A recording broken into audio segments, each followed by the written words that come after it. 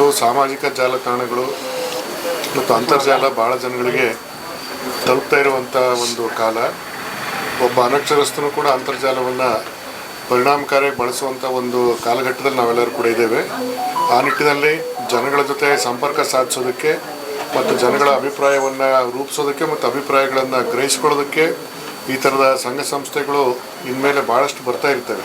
ಆ ನಿಟ್ಟಿನಲ್ಲಿ ಅದರ ಒಂದು ಸ್ಟ್ರಾಟಜಿಯನ್ನು ಅರ್ಥ ಮಾಡಿಕೊಂಡಿರ್ತಕ್ಕಂಥ ಯುವಕ ಹರೀಶ್, ಅವನು ವಿದ್ಯಾಭ್ಯಾಸ ಮಾಡ್ತಾ ಇದ್ದ ಕಾಲದಿಂದಲೇ ಈ ಥರದ ಒಂದು ವಿಚಾರಗಳಲ್ಲಿ ಆಸಕ್ತಿಯನ್ನು ಇಟ್ಟುಕೊಂಡು ವಿಚಾರ ಕ್ರಾಂತಿ ಅನ್ನುವಂಥ ಒಂದು ಚಾನಲನ್ನು ಕೂಡ ಮಾಡಿಕೊಂಡು ಅದರ ಮೂಲಕ ಹಲವಾರು ಕಾರ್ಯಚಟುವಟಿಕೆಗಳನ್ನ ಮಾಡ್ತಾ ಬಂದಿದ್ದಾನೆ.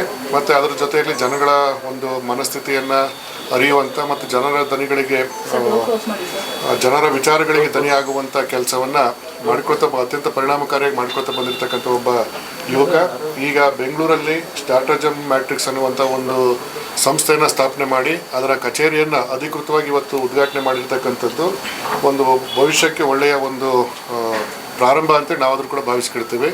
ಆ ನಿಟ್ಟಿನಲ್ಲಿ ಹರೀಶ್ ಮಾಡ್ತಾ ಇರ್ತಕ್ಕಂಥ ಹೆಜ್ಜೆ ಇಟ್ಟಿರ್ತಕ್ಕಂಥ ಈ ಒಂದು ಸಂಸ್ಥೆಯ ಕಾರ್ಯಚಟುವಟಿಕೆಗಳು ಅತ್ಯಂತ ಉನ್ನತ ಮಟ್ಟದಲ್ಲಿ ಬೆಳೀಲಿ, ಸಾಕಷ್ಟು ಜನಗಳಿಗೆ ಇದ್ರ ಮೂಲಕವಾಗಿ ಅನುಕೂಲ ಆಗಲಿ, ಅವನಿಗೆ ಮತ್ತು ಅವನ ಜೊತೆಲಿರ್ತಕ್ಕಂಥ ಇಡೀ ತಂಡಕ್ಕೆ ಅತ್ಯುತ್ತಮವಾಗಿರ್ತಕ್ಕಂಥ ಜೀವನ ರೂಪಿಸೋದ್ರ ಜೊತೆಯಲ್ಲಿ ಒಂದು ರಾಜ್ಯದ ಸಾಂಸ್ಕೃತಿಕ ಆಗಿರ್ಬೋದು, ಧಾರ್ಮಿಕ ಆಗಿರ್ಬೋದು, ಸಾಮಾಜಿಕ ಆಗಿರ್ಬೋದು, ರಾಜಕೀಯ ಆಗಿರ್ಬೋದು, ಹೀಗೆ ಹಲವಾರು ವಲಯಗಳಲ್ಲಿ ಒಂದು ಸಭ್ಯತೆಯ ವಾತಾವರಣವನ್ನು ನಿರ್ಮಾಣ ಮಾಡುವಂಥ ಶಕ್ತಿ ಸಾಮರ್ಥ್ಯಗಳನ್ನು ಈ ಸಂಸ್ಥೆಗೆ ದೇವರು ಕರುಣಿಸಲಿ ಅಂತೇಳಿ ನಾವು ಈ ಸಂದರ್ಭದಲ್ಲಿ ಶುಭ ಹಾರೈಸೋದಕ್ಕೆ ಇಷ್ಟಪಡ್ತೇವೆ.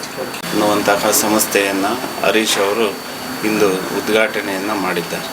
ಬದುಕಿನಲ್ಲಿ ಹಣ ಮುಖ್ಯ ಅಲ್ಲ, ಬುದ್ಧಿವಂತಿಕೆ ಭಾಳ ಮುಖ್ಯ. ಬುದ್ಧಿವಂತಿಕೆಯಿಂದ ಏನು ಬೇಕಾದರೂ ಸಾಧಿಸಿ ತೋರಿಸ್ಬೋದು ಅನ್ನೋದಕ್ಕೆ ಹರೀಶ್ ಅವರೊಬ್ಬರು ದೊಡ್ಡ ಉದಾಹರಣೆ ಆಗಿದ್ದಾರೆ ಅಂತ ಹೇಳಿದರೆ ತಪ್ಪಾಗಲಿಕ್ಕಿಲ್ಲ.